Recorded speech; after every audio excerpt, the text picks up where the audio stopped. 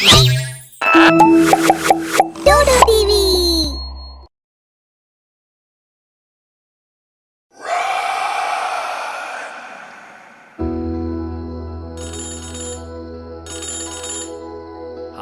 हाँ, मैं अभी आ रहा हूँ। तुम कहीं जाना मत, वहीं रहना। बस 10 मिनट में पहुँच गया मैं।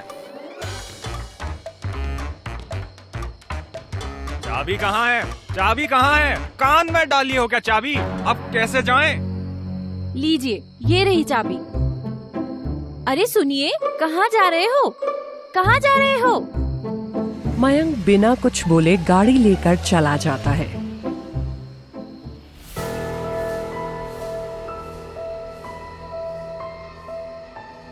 मुझे तो समझ ही नहीं आया कि ये आदमी मरा कैसे। ना तो गाड़ी का एक्सीडेंट हुआ है और ना ही कोई क्लू नजर आ रहा है। फिलहाल बॉडी पोस्टमार्टम के लिए भेजो और इसके घर जाकर कुछ पता करते हैं। इधर दरोगा और हवलदार मयंक के घर जाकर उसकी पत्नी सुनीता को मयंक की मौत की जानकारी देते हैं। मैडम, आपको किसी पर कोई शक? आखिरी बार कुछ बताया आपके पति ने? मुझे नहीं पता, किसी का फोन आया और फिर वो चले गए। बोला आकर बताएंगे और फिर ठीक है, हम पता लगाने की कोशिश करते हैं। साहूपुर गांव में हुई ये घटना एक्सीडेंट थी, कोई साजिश या कुछ और, ये कोई भी समझ नहीं पा रहा था। पुलिस अपनी जांच में लगी थी और सुनीता अपने पति को खो चुकी थी। मयंक की मौत के पीछे की कहानी अभी कोई नहीं जानता था और वो सब इस बात से भी अनजान थे कि ये सिर्फ शुरुआत है और आहट है उसके आने की। हेलो, कौन? दूसरी तरफ से लड़के की आवाज आती है। मैं वो जिसके सपने तुम रोज देखते हो, मैं वो जो तुम्हारे दिल की तन्हाई और तुम्हारी रातों के अकेलेपन को दूर कर सकती हूँ। मुझसे मिलना चाहते हो तो तुरंत चले आओ। मैं आ रहा हूँ। जिसकी आवाज इतनी खूबसूरत हो, उसे देखने के लिए तो मैं बेताब हुआ जा रहा हूँ। अमित बाइक स्टार्ट करता है और चला जाता है। ये हादसा भी उस दिन हुए हादसे जैसा ही लगता है। लाश की हालत भी उस दिन की तरह खराब की हुई है। दया, कुछ तो गड़बड़ है। अमित की बूढ़ी माँ को जब अमित की मौत की खबर दी जाती है तो उससे भी पुलिस को यही पता चलता है कि अमित किसी का कॉल आने के बाद घर से बाहर गया था। अब ये बात धीरे धीरे पूरे गांव में फैलने लगती है कि वहाँ इस तरह से आदमियों की मौतें हो रही हैं और इन मौतों का फोन पर आने वाले कॉल से कोई कनेक्शन है। कुछ पता चला? दरोगा साहब, आप कुछ समझ रहे हो? मरने वाले दोनों आदमी थे और दोनों को ही कॉल आया था। हो ना हो, ये केसेस आपस में जुड़े हुए हैं। हो सकता है। चलो मैं देखता हूँ, कुछ और पता चले तो बताना। अगले दिन प्रेम के टेलीफोन पर कोई कॉल आता है और कॉल पर बात करने के बाद वो घर से निकलने लगता है कि तभी अचानक वो रुक जाता है। नहीं, मुझे नहीं जाना चाहिए। ये कुछ गड़बड़ है। ये जो आजकल यहाँ हो रहा है वैसे ही कॉल है। मैं नहीं जाऊंगा। किसकी कॉल थी? प्रीति, किसी का टेलीफोन पर कॉल आया था और उसने फोन पर कहा कि पिताजी का हरिद्वार में एक्सीडेंट हो गया है और वो बहुत सीरियस हैं। वो मुझे आखिरी बार देखना चाहते हैं। तो तुम वेट किसका कर रहे हो? चलो हम चलते हैं अभी। नहीं, मुझे ये ठीक नहीं लग रहा।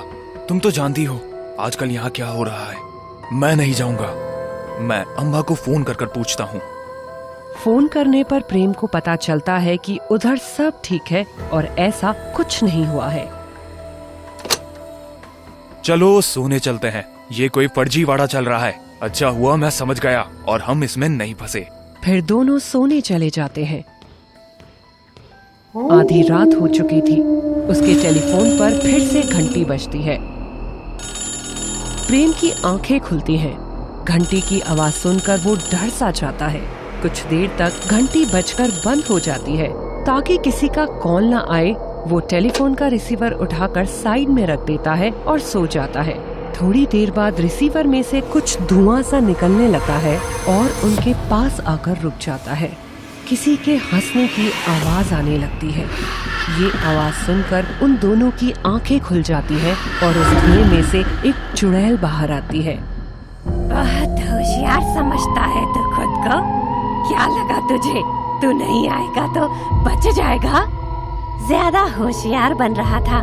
अगर तू मेरे बुलाने पर आ जाता तो अकेला तू मरता, लेकिन अब तो तेरी बीवी, तेरा बच्चा सब मरेंगे।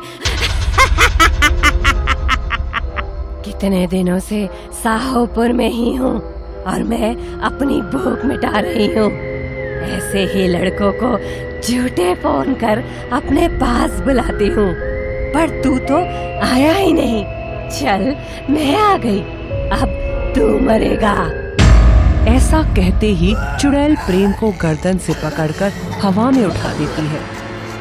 प्लीज इन्हें छोड़ दो इन्हें। नहीं, अब तुम में से कोई नहीं बचेगा। भगवान के लिए छोड़ दो, मैं तुम्हारे आगे हाथ जोड़ती हूँ। क्यों प्रेम, मैंने भी तुम लोगों से ऐसे ही भीख मांगी थी, लेकिन तुम लोग नहीं माने। याद करो। पूजा तुम? हाँ पूजा, वही पूजा जिसको तुम लोग फोन करके तंग किया करते थे। क्या बोलते थे? हमारा अकेलापन दूर कर दो। मैं तुमसे भीख मांगती थी कि मुझे फोन मत किया करो। तुम लोगों से तंग होकर मैंने अपनी जान दे दी। वो दो तो मर गए, अब तेरा नंबर है। प्रीति चुड़ैल को रोकने के लिए उसके पास आती है।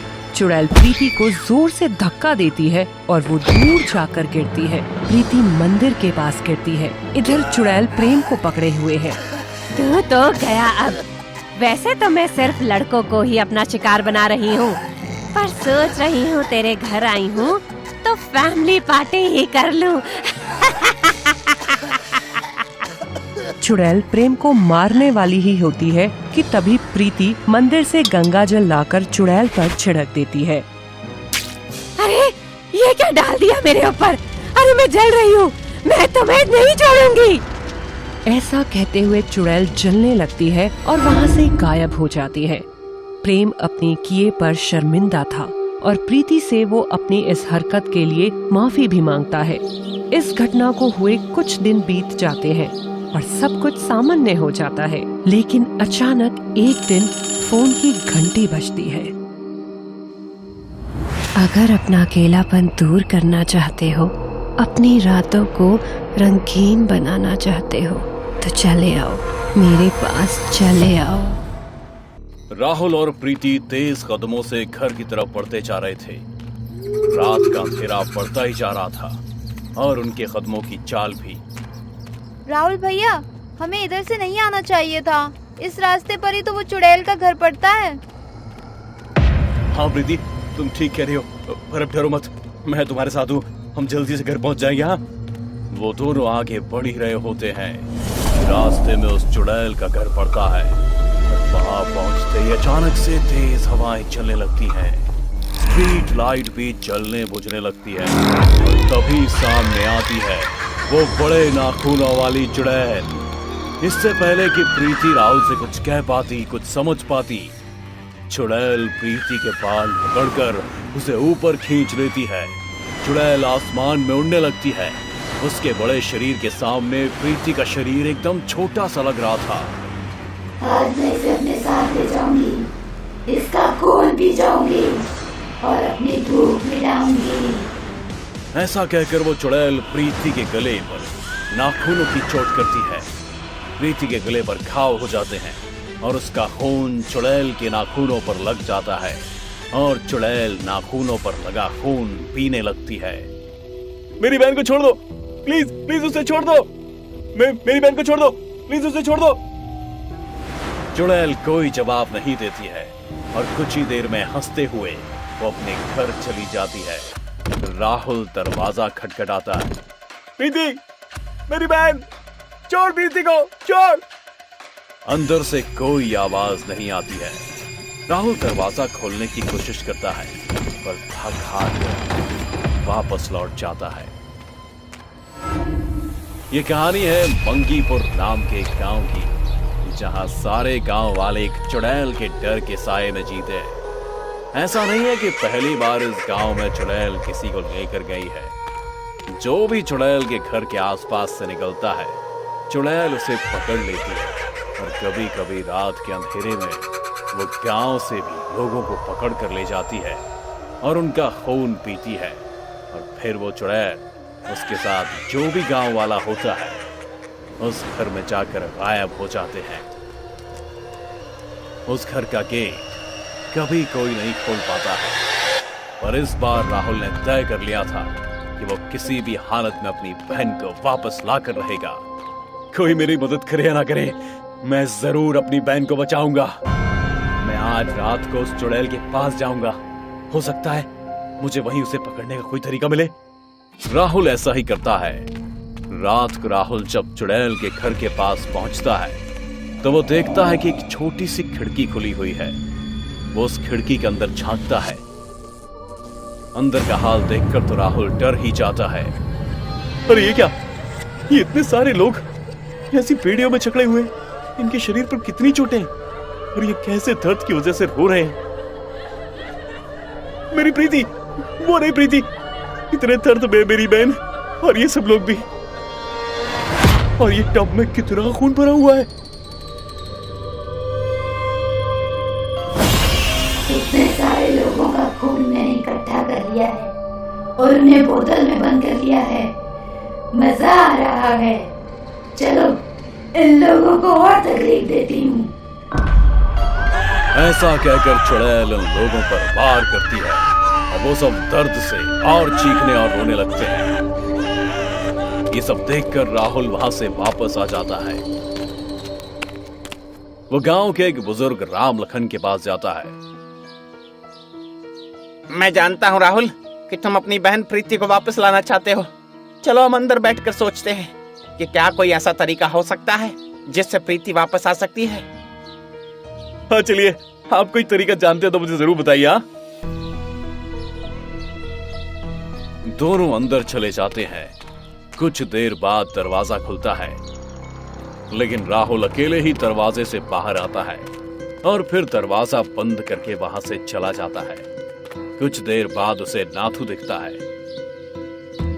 राहुल, मैं तुम्हारी मदद करना चाहता हूँ, लेकिन आज ही अखबार में एक तांत्रिक बाबा के बारे में पढ़ा जो चुड़ैलों को मार देते हैं, और इसीलिए मैंने उन्हें यहाँ बुलाया है, समझे? ठीक है, चलिए अंदर चलकर उनका इंतजार करते हैं। राहुल और नाथू अंदर जाते हैं। अंदर से सिर्फ राहुल बाहर आता है और दरवाजा बंद कर देता है। कुछ देर बाद वो बाबा भी गांव आ जाते हैं। चुड़ैल का वार हो या चुड़ैल का प्रहार, गांव शहर कहीं भी मचा हो हाहाकार, करता हूँ ऐसा वार, चुड़ैल चुड़ैल को देता हूँ मैं मार, नाम है मेरा बाबा भूतमार। बाबा चुड़ैल के घर की तरफ ना जाते हुए दूसरी तरफ जाने लगते हैं। बाबा, ये आप किधर जा रहे हैं? इधर चुड़ैल का घर नहीं है, इधर राहुल का घर है। बाबा कुछ नहीं बोलते हैं और राहुल के घर के पास पहुंचकर कहते हैं, अरे ओ चुड़ैल, मारू मैं कोई मंत्र, जानता हूं मैं कि तू है राहुल के अंदर। बाबा की बात सुनकर सब लोग हैरान हो जाते हैं। दरअसल उस दिन जब राहुल चुड़ैल के घर अंदर झांक कर देख रहा था, तब चुड़ैल ने उसे देख लिया था और उसके अंदर आ गई थी। चुड़ैल ने राहुल के रूप में राम लखन और नाथू को भी मार दिया था। बाबा की बात सुनकर चुड़ैल राहुल के अंदर से बोलती है, बाबा तू मुझे नहीं पकड़ सकता। ऐसा कहकर चुड़ैल राहुल के अंदर से निकलकर भाग जाती है और राहुल नीचे गिर जाता है। बाबा राहुल को पूरी बात समझाते हैं और फिर वो दोनों और कुछ गांव वाले उस चुड़ैल के घर की तरफ जाते हैं। ए चुड़ैल, बाहर आ, आज तू नहीं बचेगी, क्योंकि अब तू मेरे हाथ आएगी और मारी जाएगी। चुड़ैल बाहर आती है और कहती है, अरे ओ बाबा, मैं यही थी और यही रहूंगी, तू मेरा कुछ नहीं कर पाएगा। मंत्र मेरा दिखाए असर, चुड़ैल की शक्ति हो बेअसर। अरे ओ बाबा, ये क्या किया तूने? मेरी शक्ति क्यों काम नहीं कर रही? राहुल बेटा, लो ये कैची है। अब तुम जाकर चुड़ैल का नाखून काट दो और फिर ये कभी किसी का कुछ नहीं बिगड़ पाएगी। राहुल ऐसा ही करता है। उस चुड़ैल के नाखून कटते ही वो नीचे गिर जाती है और अपनी शक्ति से बाबा उसे जला देते हैं। उसके चलते ही चुड़ैल के घर का दरवाजा खुलता है और वो सारे लोग जिसे उस चुड़ैल ने बेड़ियों में बांध कर रखा था वो बाहर आने लगते हैं, जिसे उसने कैद किया था। राहुल की बहन प्रीति भी आ जाती है। राहुल प्रीति को गले लगा लेता है। सब लोग राहुल और बाबा को धन्यवाद करते हैं और खुशी खुशी रहने लगते हैं। सबके डराने पर, मना करने पर भी राहुल अपनी कोशिश नहीं छोड़ता है और आखिर में सारी मुसीबतों को पार कर ही लेता है।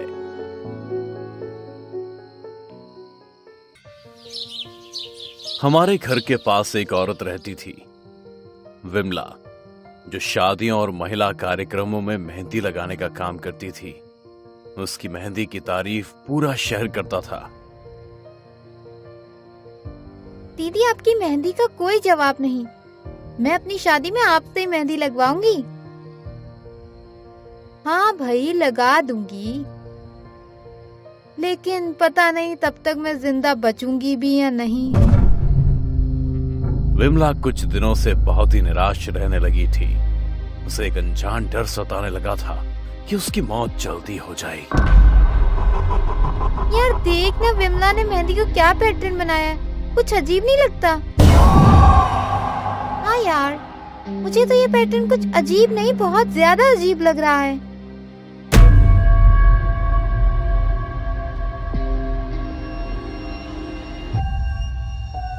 साहब, मेरी बच्ची को किसी ने मेरे पीछे मार डाला।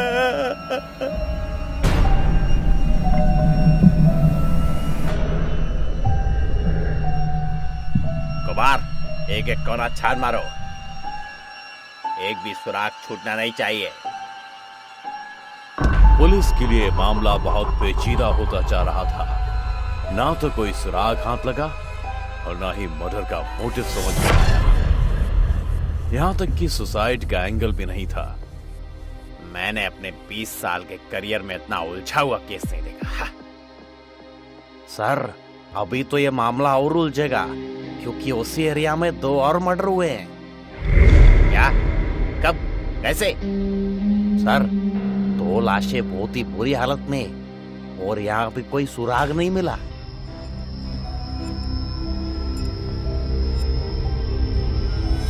एक के बाद एक कई मौतें होने लगी।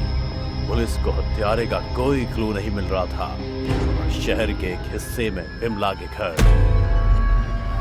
विमला, ऐसी मेहंदी लगा दो कि इसका रंग कभी न छूटे। हाँ? हाँ? हाँ हाँ, इस मेहंदी का रंग कभी नहीं छूटेगा।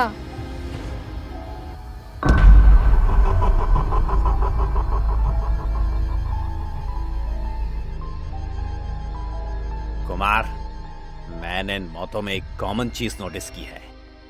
यह हत्यारा सिर्फ लड़कियों को अपना शिकार बना रहा है और सबसे ज्यादा चौंकाने वाली बात, उन सभी लड़कियों के हाथ पर मेहंदी लगी है। हाँ साहब, मैंने भी गौर किया है। हो ना हो, इन सभी हत्याओं के पीछे का रहस्य मेहंदी से ही सुलझेगा।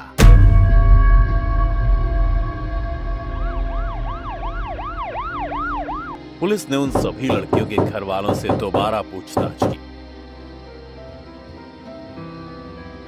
तो पता चला कि उन सभी लड़कियों ने मौत से 4 घंटे पहले मेहंदी लगवाई थी, और वो भी एक ही इंसान से।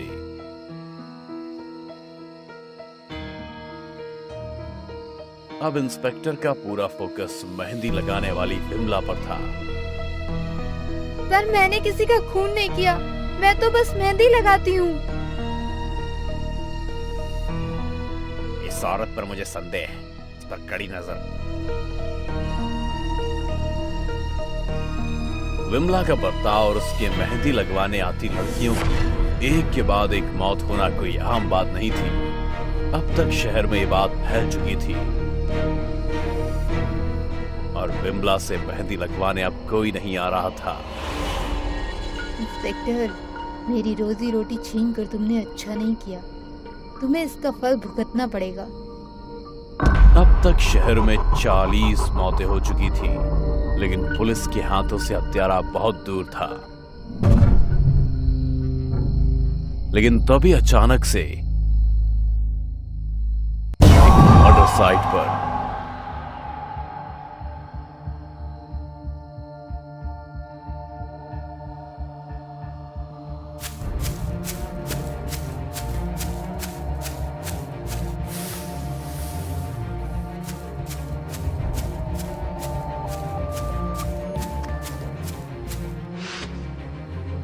अब तुम नहीं बच सकती।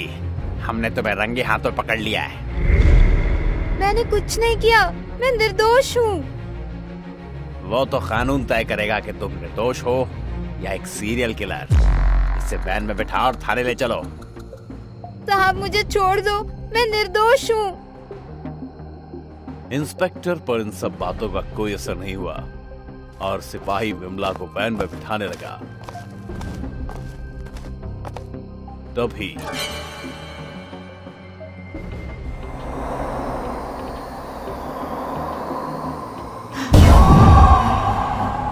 इस औरत को छोड़ दे इंस्पेक्टर।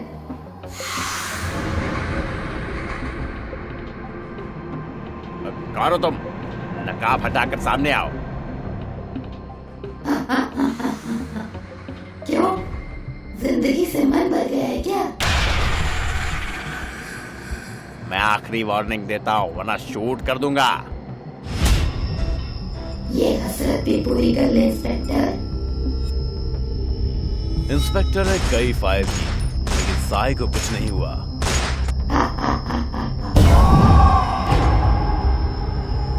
सर, ये कोई भूत है। हमें अपनी जान बचाकर भागना चाहिए। भगवान साथ है हमारे। डरो मत, कुछ नहीं होगा। अब मेरी बारी है।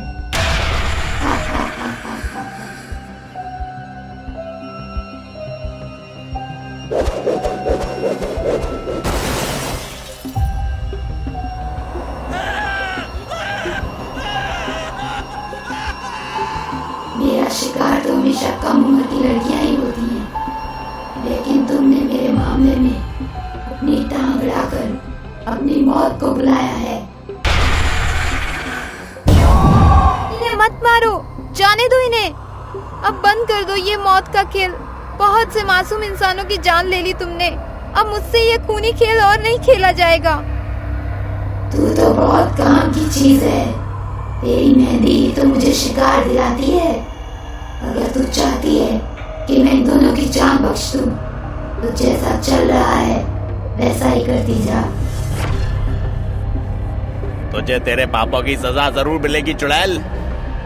इंस्पेक्टर धीरे धीरे आगे बढ़ा और चुड़ैल ने उसे गले से पकड़कर एक हाथ से उठा दिया। तू देगा मुझे सजा। मुझे तेरे जैसा कोई भी इंसान नहीं मार सकता। तभी इंस्पेक्टर के गले में लटका ओम उसे दिखाई दिया और फिर उससे शक्ति निकली। कुछ देर तड़पने के बाद चुड़ैल का अंत। उन लड़कियों को क्या पता था कि विमला की मेहंदी का रंग सच में कभी नहीं छूटेगा।